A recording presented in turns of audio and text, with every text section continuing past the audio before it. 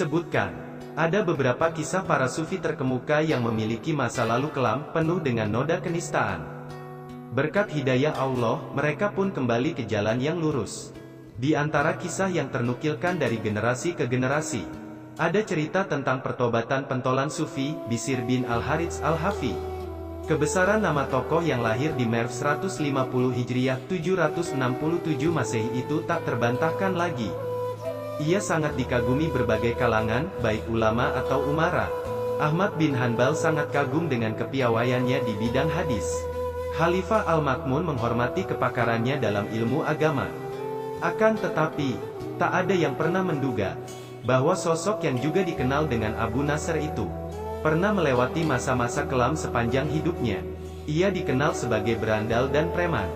Hari-harinya diisi dengan berfoya-foya, bermabuk-mabukan, dan kerap berbuat onar, serta mendengarkan musik ditemani para budak-budak wanita. Hingga suatu ketika, pada malam hari, saat ia berjalan sendirian terhuyung-huyung akibat pengaruh minuman keras, tiba-tiba ia melihat secari kertas, lalu mengambilnya. Ternyata di atas selembar kertas itu, tertuliskan lafal basmalah. Ia kemudian membeli minyak mawar seharga 2 dirham dengan sisa uang yang ia miliki. Ia percikan parfumnya itu ke kertas tersebut lantas membawa dan menyimpannya di rumah. Sesampainya di rumah, Bishr tertidur.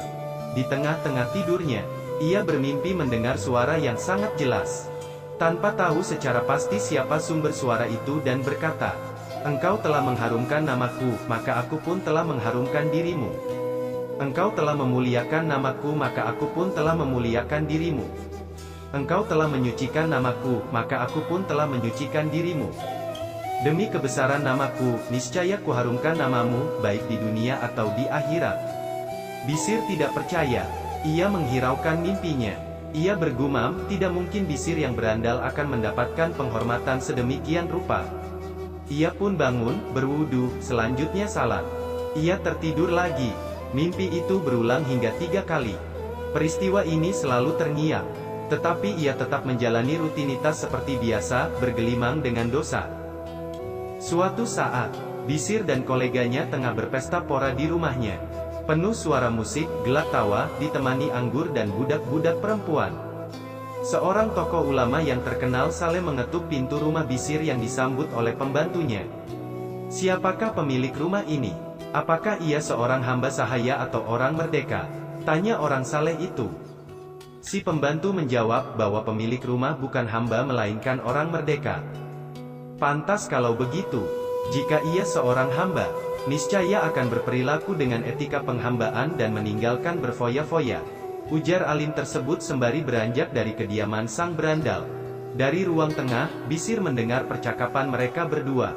Ia pun bergegas menghampiri pembantunya dan menanyakan, siapa gerangan orang asing yang bertandang ke rumahnya tersebut.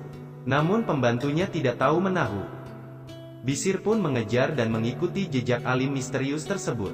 Begitu bertemu, ia menanyakan apakah benar sosok yang ia kejar tersebut adalah alim yang berkunjung ke rumahnya beberapa saat lalu. Ternyata benar. Bishr meminta sang alim mengulangi kata-kata bijaknya. Tersentuh dengan petua sang alim, Bishr lantas menyentuhkan kedua pipinya di atas tanah sembari berujar, Bukan, saya adalah seorang hamba," ujarnya dengan kondisi kaki bertelanjang, tanpa alas apapun. Ia kembali ke rumahnya, dan berpamitan kepada koleganya. "Sahabat, aku dipanggil, oleh karena itu aku harus meninggalkan tempat ini.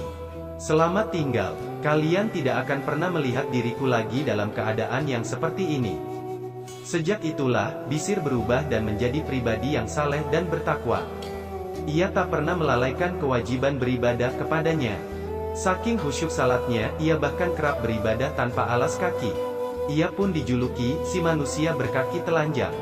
Sewaktu ditanya, mengapa ia melakukannya, Bishr menjawab, "Aku tidak akan menjumpai Tuhanku kecuali berkaki telanjang, dan aku akan melakukannya hingga ajal menjemputku," katanya.